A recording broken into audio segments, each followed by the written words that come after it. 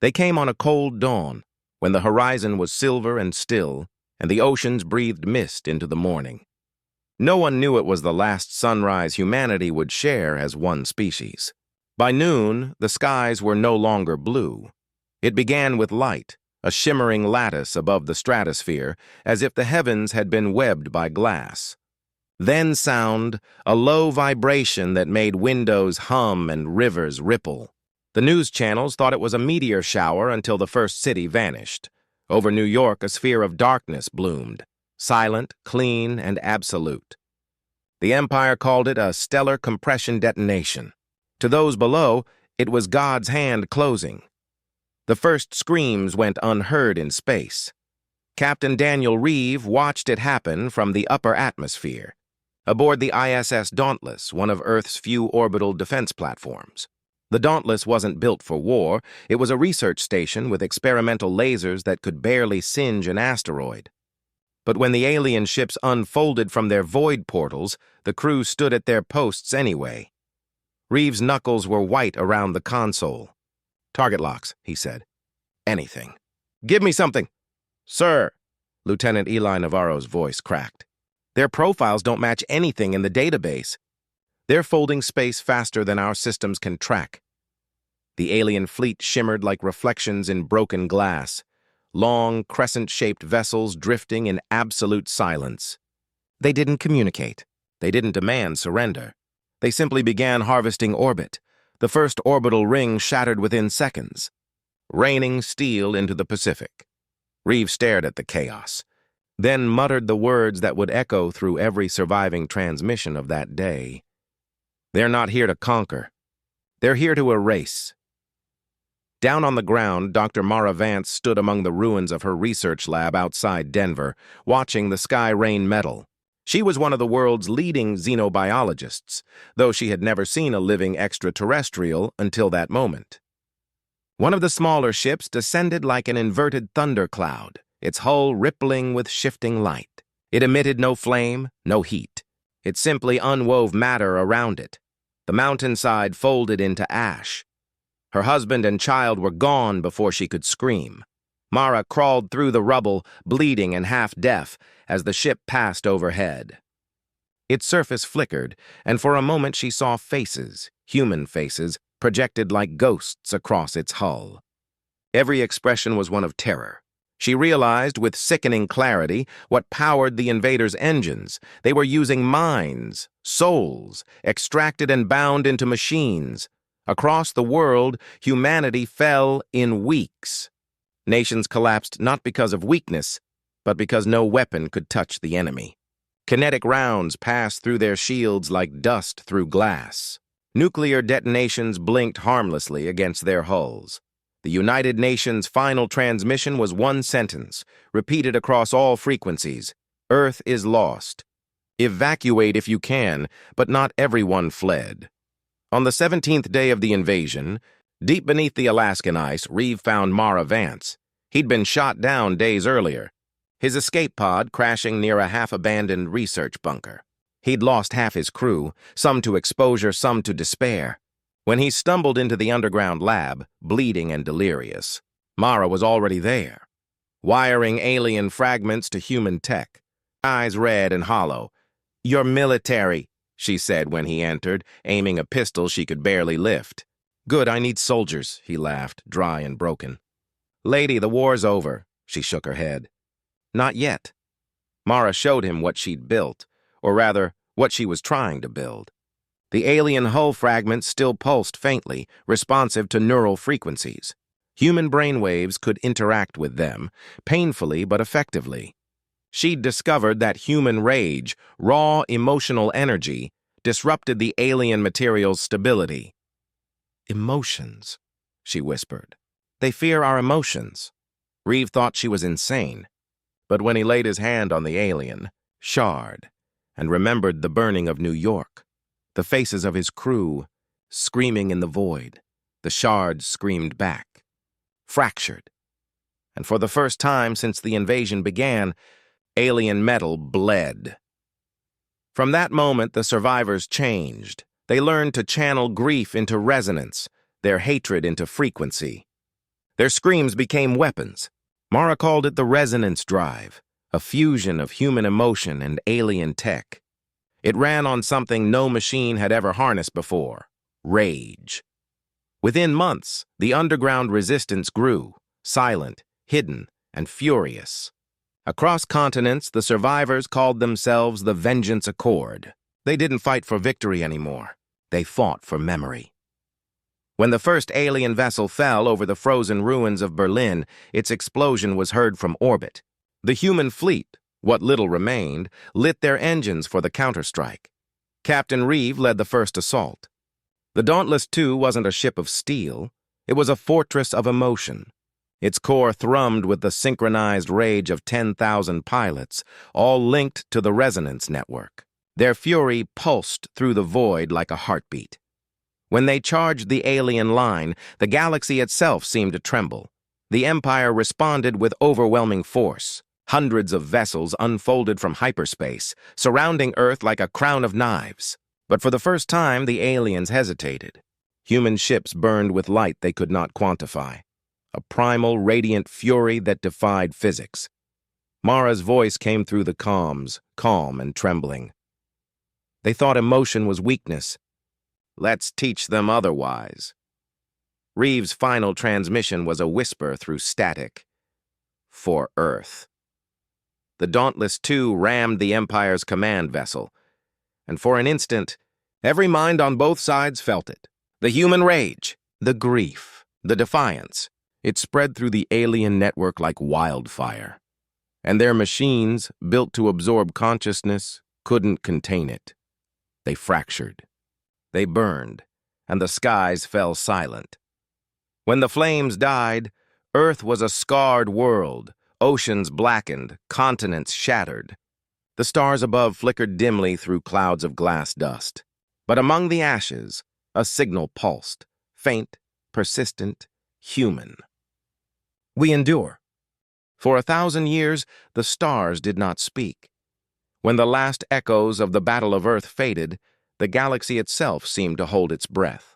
Entire empires watched the Terran system go dark, their probes returning only static and firelight. The once mighty empire, that cold dominion which had ruled the spiral arms for 10,000 years, was gone. Erased, its fleets reduced to drifting skeletons of silver, its worlds stripped bare of command. The war that should have spread across galaxies ended in silence, and at the center of that silence floated a broken world, still whispering with human rage. The Dauntless II never returned to orbit. Its fragments became satellites around Earth, glowing faintly with residual energy, ghost lights circling a graveyard. But among those fragments, life endured. Captain Daniel Reeve awoke 3 years later, though time had no meaning anymore, within the cryogenic shell of the Dauntless wreck. The ship's AI had kept his vitals stable, buried deep beneath a canyon of twisted alloy. When the systems finally rebooted, the first sound Reeve heard was the heartbeat of the planet. He crawled from the ruins, body weak, lungs tasting ash. The sky above him was no longer blue, but amber, a world rebuilt from ruin, streaked with auroras that never faded. He was not alone. Around him, hundreds of survivors lived among the wrecks, growing crops under the shadows of burned hulls. They called their settlement Ash Haven. It was the last city on Earth, if you could call it that, a patchwork of steel and soil built by those who refused to die. Reeve's name had become legend to them. The man who led the final strike, the captain who made the Empire bleed. When he staggered through their gates, the people fell silent, not out of awe, but fear. He was part machine now, the resonance drive grafted into his nervous system, his veins glowing faintly in the dark. "Captain," one of them whispered. "You shouldn't be alive." Reeve only smiled, bitter and distant. Neither should any of us. Dr. Mara Vance had survived too, but she was not in Ash Haven. She had vanished after the battle, taking what remained of the resonance technology deep into orbit. Some said she'd fled the planet to escape what she'd unleashed. Others said she was still fighting, keeping the remnants of the Empire from returning. Both were true. Aboard the station Erebus, she watched the galaxy from afar, orbiting the silent bones of alien worlds. The Empire's home systems had collapsed in a wave of madness. The resonance, that human-born energy of emotion and grief, had spread through their psychic network like a virus. The creatures who once commanded fleets now drifted aimlessly, their minds drowned in echoes of human rage. She recorded her findings in quiet journals that no one would ever read. We broke them not with weapons, but with feeling. Their empire was logic incarnate, sterile, perfect, unfeeling.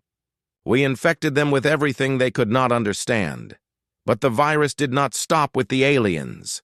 It had begun to change humanity as well. In Ashhaven, Reeve began to notice it, the strange dreams. People spoke of voices in the stars calling to them from the void. Children were born with faint luminous veins like the ones that ran through his own skin. They could feel the resonance without machines, sense emotions like temperature, shape grief into sound. Some called them echo-born. They were the future humanity hadn't planned for, forged from the fusion of alien technology and human fury. Mara had warned of this once, in her early notes. Resonance is not a weapon. It's an awakening. Every use burns the soul a little more until it stops being human altogether. Reeve saw it firsthand. The people he'd fought to save were changing, not dying, but evolving into something else. Something that hummed with the same haunting frequency that had destroyed the Empire. Decades passed. Ashhaven became more than a settlement. It became a civilization. Towers rose from alien wreckage, powered by hybrid cores that pulsed with emotion. The old Earth governments were gone, replaced by the Accord, a council of scientists, soldiers, and echo-born who ruled with cold necessity. They revered Reeve as the first captain, a relic of the war that ended everything. But in private, they feared him. His body no longer aged. His blood shimmered under moonlight. He was living proof that humanity's evolution was tied to its rage, and deep within his mind, he still heard the same hum that had once shattered worlds. One evening, under the burning auroras, a ship descended from the outer system, one that bore the insignia of the old Erebus station. When it landed, Reeve was there to meet it. The hatch opened with a hiss and Mara Vance stepped out. She was older, though time had not taken her fully. Her eyes glowed faintly like his, touched by the same power. She carried a small device, a black crystal suspended within a metal frame. "Daniel," she said quietly. "It's spreading again." He didn't need to ask what she meant. He could feel it, too. A tremor through the stars, faint but rising. The resonance wasn't contained. It had reached beyond their system, drifting through the interstellar void like pollen on solar winds. "It's waking things," Mara whispered. "Not just remnants of the Empire.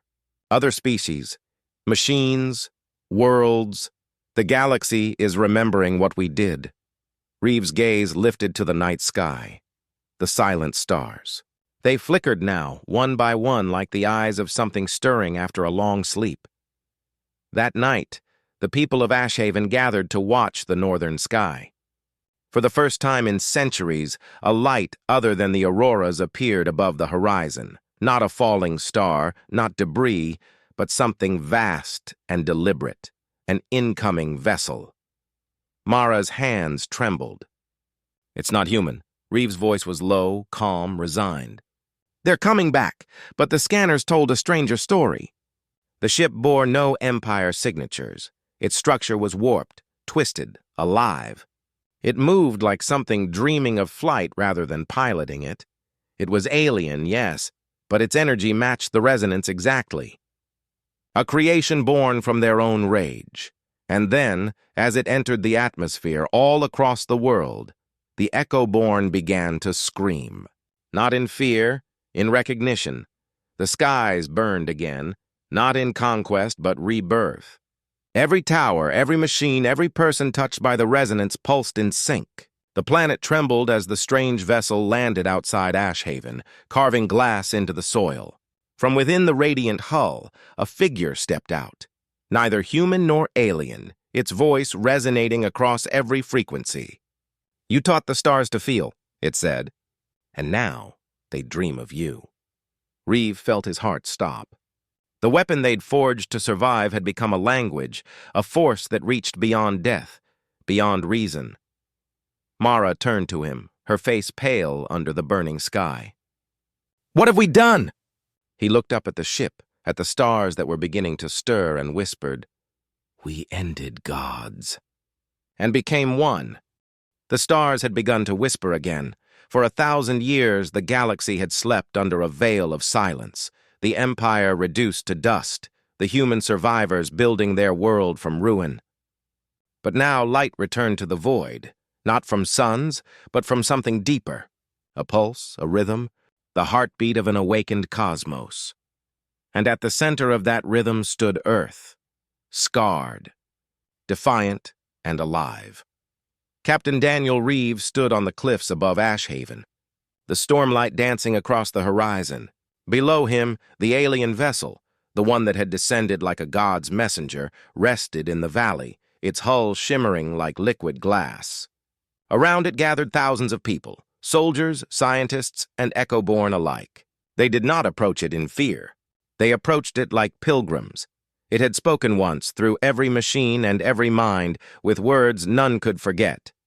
"You taught the stars to feel, and now they dream of you." No one truly understood what it meant. Some called it prophecy, others a warning, but all of them could feel it. The slow rising hum in their veins, the ancient rage turning to something softer, something vast. Dr. Mara Vance stood beside Reeve, pale beneath the crimson sky. "The resonance wasn't a weapon," she murmured. "It was a seed." Reeve's gaze never left the ship. "Then it's sprouting." That night, the Echo-born gathered at the landing site. The vessel responded to their presence, surfaces blooming with light, patterns spiraling outward like a pulse that matched their heartbeats. The air itself shimmered, thick with emotion. Grief, love, fury, longing, all of it wove together until the atmosphere seemed alive, and then the ship opened, not with noise, not with movement, but with invitation. A doorway unfolded into nothing, revealing a chamber that pulsed with liquid starlight. Within it stood a single figure, the same being that had spoken before. Its form was fluid, luminous, neither male nor female, neither human nor alien. Its face was an echo of many faces, shifting and merging like smoke. When it spoke, every person heard their own voice in its words. "You are the beginning and the end of the silence, the emotion that undid creation, the sorrow that made gods bleed." Reeve stepped forward. "What are you?" "I am what remains when logic dies," the being said. "The echo of every mind that felt your fury. I was born from your resonance, the convergence of pain and will. I am the memory of your war, and the proof that emotion creates life." Mara's breath trembled. "You're saying we created you?" "You created us." The light rippled outward, revealing dozens more within the chamber, beings of luminous form, shifting and breathing like galaxies in human shape. "We are the inheritance of your wrath, tempered by your grief. The galaxy dreamed of you for 1,000 years, and in the dreaming, we awoke." The people fell to their knees, awestruck. The Echo-born reached out instinctively, sensing kinship. Reeve, however, stood still, jaw tight, eyes shadowed with something deeper. "Guilt." "Then you're what's left of the Empire," he said. "Their minds rewritten by our anger." The being regarded him with something like sorrow. "We are what was left of everyone. The Empire, humanity. All that your rage touched, all that your grief transformed. You burned logic away. And in the ashes, emotion learned to think." Reeve's chest tightened. He remembered the screams. The ships falling, the skies burning. The moment when humanity's vengeance became something too vast to control. "Then we didn't save the galaxy," he whispered. "We replaced it." Mara looked at him, voice breaking. "Daniel, if what they say is true, then this—" She gestured to the luminous beings, to the flickering stars. "This is evolution. We gave birth to feeling itself." He turned toward her, the faint glow in his veins pulsing like fire. And if feeling destroys us again? The being stepped closer, its voice soft, echoing through the minds of all who listened. You mistake destruction for endings. Your rage tore the stars apart, yes, but it also freed them. For eons, the galaxy was bound by control, by hierarchy, by reason without empathy. You shattered that prison. The cost was everything you knew. But from that ruin came us. Mara's eyes shone. And what do you want from us now? To finish what you began. To teach the galaxy what it means to feel, not through fury, but through understanding. But we cannot do it alone. Our birth was your grief. Our purpose must be your choice. Reeve stared at the being for a long moment. He saw in its glow the faces of his lost crew, the cities he failed to save, the ghosts of humanity's old world. You're asking us to become gods. No, it said gently. To become human again. Outside, the sky split open. Dozens of new vessels emerged from orbit. Not warships, but living constructs of light, shaped like the dreams of civilizations long gone. They descended in silence, forming constellations across the horizon. The ground trembled not in fear, but in resonance, the heartbeat of a new era. The echo-born began to rise, drawn toward the light, their bodies shimmering as the resonance within them harmonized. They weren't being taken. They were becoming. Energy, thought, memory, fusing into the luminous beings that had come before. Mara watched, tears streaming down her face. They're ascending. Reeve shook his head. No, they're changing the rules. The being turned to him one last time. You, Daniel Reeve, carried humanity's fury into the void. You ended an empire and gave birth to ours. Your war is over. But the dream you began will not end. He wanted to protest, to demand what came next. But the words caught in his throat. The light enveloped him, warm, endless, and full of every emotion he'd ever buried. For the first time in centuries, he felt peace. When the light faded, Ashhaven was gone. In its place stretched a valley of glass and silver, flowing like water under starlight. No corpses, no ruins, only silence and soft wind. The auroras had vanished, replaced by a pure, pale sky. High above, the ships of light rose slowly, carrying with them the essence of humanity, and the first gods of emotion. Only one remained behind. Dr. Mara Vance stood alone on the cliff. Her hair silvered, her eyes reflecting the new dawn. The air hummed gently, not with fury but with serenity. The resonance had changed. It no longer burned. It sang. In her final log, she wrote, "We were born of fear, tempered by fury, and redeemed by grief. The stars we destroyed now breathe through us. This is not the end of mankind, only the end of its silence. Wherever emotion is felt, humanity endures." She looked to the sky, at the constellations forming anew, shaped by light and memory, and smiled. We taught the stars to feel, and now they dream of us.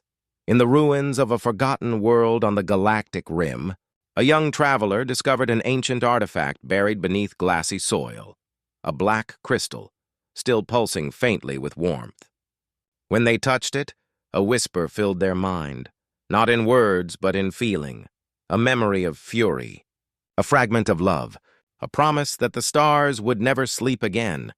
And across the heavens, a faint light stirred, the echo of a name that once brought empires to their knees: humanity.